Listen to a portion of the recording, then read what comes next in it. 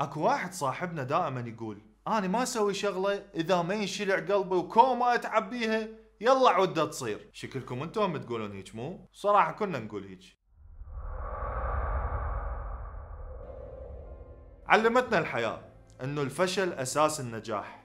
جمله عميقه مو؟ هوايه من عندنا يسعى ويحاول بشي ويفشل اول مره، تلاقيه يفقد شغفه ويبطل وبعد ما يريد يسوي اي محاولة لانجاز هذا الشيء. هذا التصرف راح يخليه بمكانه وما راح يخليه يتقدم ولو خطوة واحدة على الشيء اللي يريد يسويه بحياته. عزيزي اللي بطلت من المرة الاولى، احب اقول لك النجاح تقدر توصل له بعدة طرق. يعني مثلا النجاح ممكن له 5 طرق صحيحة حتى توصل له، وممكن ب1000 طريقة مو صحيحة بس انت راح تستفاد من عندها وراح تكتسب خبرة، وبعدين من تحاول راح توصل للطريقة الصحيحة أسرع. فأنت بمحاولتك اللي ما نجحت عليها وقلت عليها محاولة فاشلة تكون جربت طريقة وحدة للوصول إلى النجاح. فليش تفقد الأمل وتقول ها هي وبعد ما أريد أحاول وخلص محاولاتي اللي هنا وانتهت؟ بالعكس، أنت من فشلت بمحاولة عندك بعد آلاف المحاولات وصارت عندك خبرة وتعلمت على هذا الشيء وممكن تنجح بمحاولة واحدة بعد. أنطيك مثال،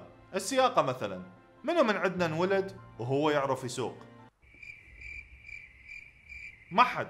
تحاول شوية شوية وراح تتعلم وبعدين توصل للهدف اللي هو انه تصير سايق يخبل. بس الله يخليك لا تمشي سريع، صدق كذب على كيفك. نرجع لموضوعنا وراح نعطيك الخلاصة. كل الناس الناجحة اللي وصلت لهدفها حاولوا هواية محاولات فاشلة، بس احنا ما عرفنا شي عن هاي المحاولات وما سمعنا بيهم الا وصلوا لهدفهم ونجحوا. شمدرينا شنو اللي عانوه خلال مسيرة النجاح مالتهم، وشمدرينا شنو واجههم من ظروف ومعوقات حتى يوصلون لنجاحهم الكبير اللي بهرنا واللي من شفناهم قلنا ذول شلون وصلوا لهالمرحلة. لذلك الانسان الناجح هو اللي يتعلم من فشله ويستفاد وياخذ خبرة. فشلت بدراسة، بمشروع، بأي شيء بالدنيا، لا توقف لحد هنا، توكل على الله وحط سقف طموحات كلش عالي. اقول لك على شغله، فلشت سقف طموحاتك، لا تخلي سقف طموحات، ظل اسعى دائما للاحسن واصعد فوق، لا توقف عند حد معين، خليك دائما تريد بعد وتوصل النجاحات اكثر. احب اسمع تجاربكم وارائكم بالتعليقات. اشوفكم بحلقه جايه، في امان الله.